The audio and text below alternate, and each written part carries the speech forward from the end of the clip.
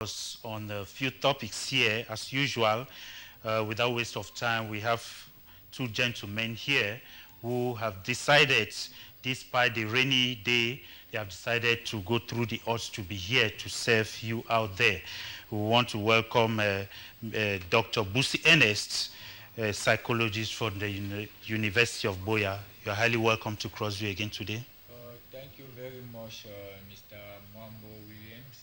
I think that it is now our responsibility because I think that we have the civic responsibility to contribute to for the betterness of Cameroon because Cameroon is still in serious problems, especially the northwest and southwest. And recently, we could see some wars, battles in Bamenda, and the corpses of people were seen lying in Bamenda, and a corpse of a person was seen lying in Tarinkon in Bamenda to say that the Anglophone crisis is still continuing. The Anglophone crisis have not yet come to an end. It's an indicator that people are still dying, to see strange bullets everywhere, especially in remote areas. People are still really in pain, and the northwesterners and the southwesterners are not psychologically balanced. The psychic is not balanced. People are in pain emotionally on ease, especially the common man. The common man is in pain. And recently we saw stray bullets in Bamenda where somebody was lying dead. And we must respect humanity because life is so important. We must have that dignity for human beings. And we cannot continue living by killing others. And recently too, Mr. Moderator, Michel Doki, one of the lawyers of the Naira 10, who is the Amazonian leaders who were taken from Nigeria to Cameroon. One of their lawyers, Michel Doki, in Douala, went to Kondenge, and Michel Doki said that she was not allowed to see her clients. So she was not allowed to see the clients in Kondenge, and she has appealed 3 times, and she was not allowed to see them. And she thinks that an appeal took place without the presence of the landed council of the Human Rights Council, Michel Doki. And I think that we have been talking here on issues of justice, and we feel that lately the Judicial Council members were appointed, and it's high time for them to understand that the lawyers have to work in collaboration with the judges to see that issues of justice are well respected in this country. A high counsel like Michel Doki should be able to see her client despite the issues that lies in their cases. We understand that the government have said they are terrorists, they have tried them for treason and so on, but it is the responsibility of the lawyers to appeal, and an appeal cannot take place when the lawyers who have applied for an appeal are not present. So she was embarrassed. And I think that Cameroon is a country of rule of law, and I'm pleading to our government that we should respect the separation of powers so that the rule of law should take place. And we cannot continue to play delay tactics on the case of the Naira 10, because we still feel that people are still dying in the northwest and southwest, and especially the common people are suffering. And we have seen that innocent people are dying too in these regions. So we plead with the government that they should grant an appeal, and if this case can be taken to court again, and we even call dialogue at the end of the day, the president grants amnesty to these people, because we feel that if we need to build Cameroon, we cannot continue in anarchy. Anarchy cannot be this country. Thank you, Mr. Yes, maybe we shall still talk on that bit. How was it like, the University of Boya had to bring in some new blood into the administration? How was it like? I think that is good, because I think that leadership is good with change, because change brings reforms. If you don't change leaders or you don't change administrators, you will not see change. And I feel that the head of the university, the vice chancellor of the University of Boya, a gentleman whom I respect, Professor Horace Manga Gomo, he installed the newly appointed head of services, head of departments and vice deans in the University of Boya, and they were called to task to respect the university norms, the deontology of the university, and they should be engaging so that we can engage in quality assurance in administration, quality assurance in teaching, and see that the University of Buea remain a place to be. And I think that the University of Buea, with the presence of the Vice Chancellor Horace Manga Gomo, Professor Horace Manga Gomo, he's doing a lot because he's always present in the field. And recently, the University of Buea bought some test kits. And recently, after the installation, the Vice Chancellor mentioned that the university has bought some test kits. All administrators and university lecturers are supposed to do the COVID-19 testing, which I think that is a great welcome initiative by the Vice Chancellor of the University of Buea for the combat, for the fight against COVID-19. And they have advised us in the university to also respect the measures on face masks and so on. I think that in my class today, even when I was lecturing this evening, most of our students need awareness and education. Some of them just put the face masks for on decoration, their ears, like for decoration. And I think that we have been advising them. And I tell my students that if you do not put on your face mask, I will send you out of the class, because you need to be prudent. Prudent means that you are looking you are looking at the needs of others. Yeah. While being careful of yourself, you are also taking care of the interests of others. They have to be prudent so that this COVID-19, we can combat it, because it's real. And I think that the University of Buea, with the able Vice Chancellor who is very vibrant, we are working so hard to combat COVID-19. And I think that with the largest of the new appointees, he mentioned that they should put some energy and work very hard for the well-being of the University of Buea. And I think that it's good for reforms reforms are welcome in the university. And when new people are brought in, they should respect the deontology of the university and make it a place to be, because UB will always remain a place to be. We must make UB grow to keep that standard it used to have. You're highly welcome to another edition of the program, Mr. Njomo Cyril. Thanks, Njomo, for having me. Well, so brief this time, because as an analyst, you must have something that has pricked your mind. What about, another baobab tree, who died some time ago, a doctor of very, very, very good caliber, high caliber, we buried this weekend, Dr. Chuanga.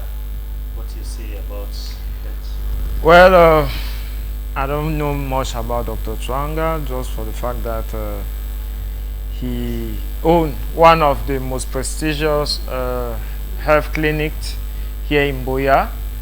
What his patients commonly know about him, it is his fatherly treatment, the way he handled his patients.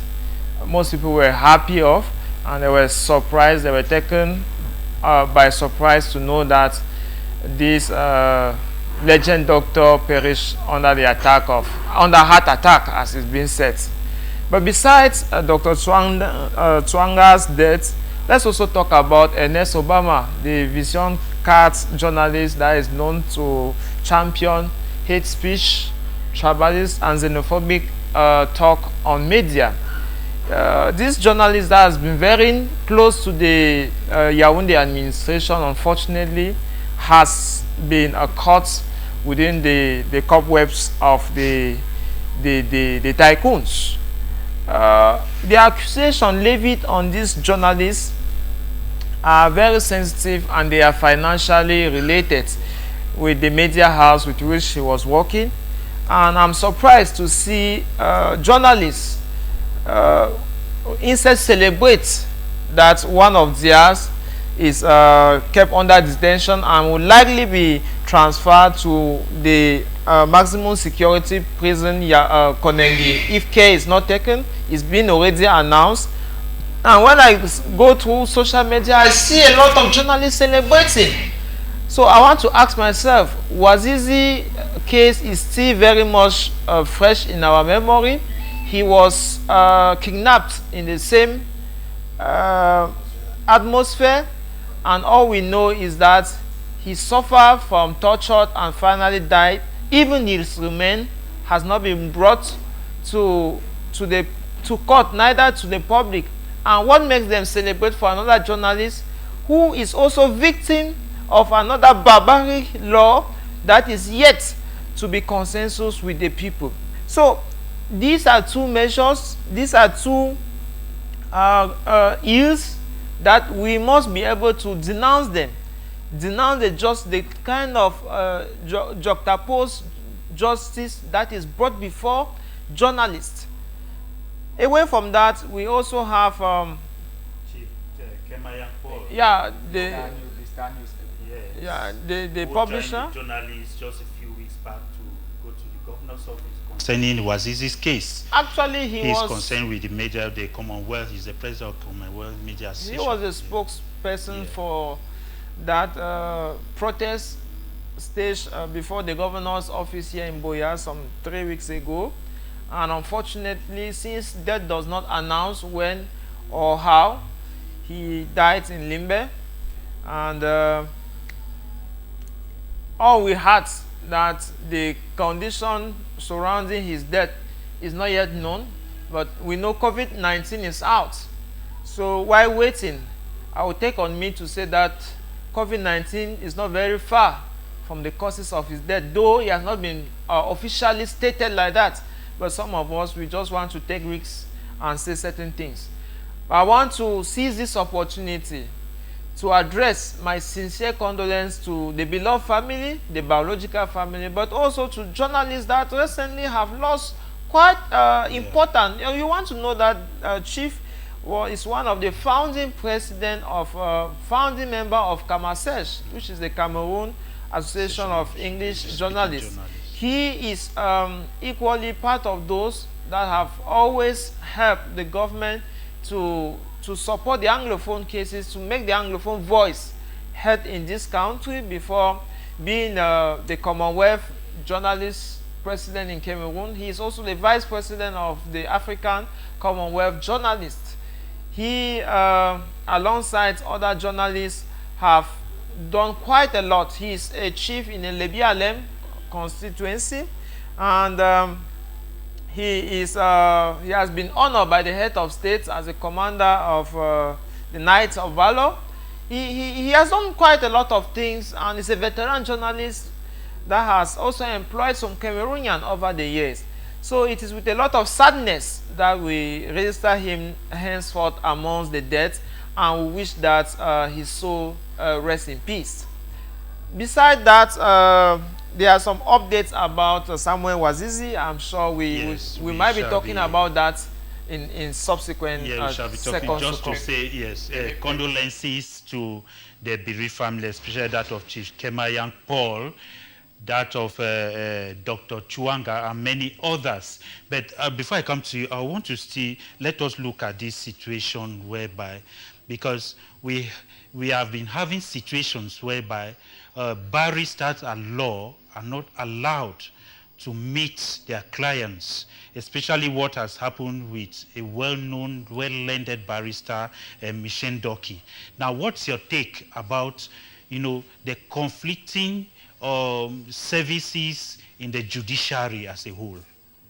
Listen, Wambo, when you say Barrister Doki is well renowned, I don't know the basis on which you place your judgment. Barrister Doki, should I remind you, is just 3 years into the bar, and that will surprise you. She is known mostly for her human rights defense. Yes, but not a matter of years, but a matter of the quality of things you've done. I like that additional comment, and it is on that additional comment that I want to address the case. Okay.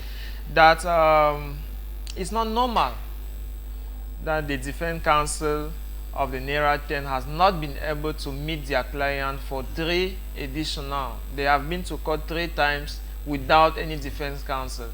And so we want to believe that the Yaoundé administration again is preparing a coup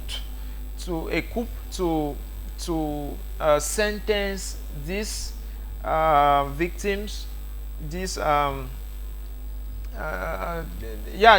victims without any lawyer. The background of Barrister Doki it's being questioned by so many separatists.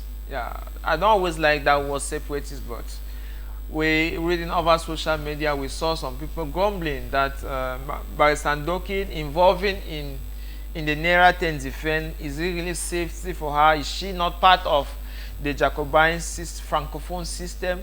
But the same environment also try to clear that no, Ndoki is mostly closer to human rights issue than taking sides. And I think, having followed her over Canada recently when she was addressing the minister delegate Jean de Dieu Momo on issue concerning Wazizi's case and other Anglophone detainees who just made known their opinion as far as the form of the state is concerned. By then, citing that you were for federalism in Cameroon could warrant you an arrest, and talk less of separatists. So this woman, she make her first appearance, and what really remained very fertile in the mind of Cameroonian on the 23rd of October 2018 at the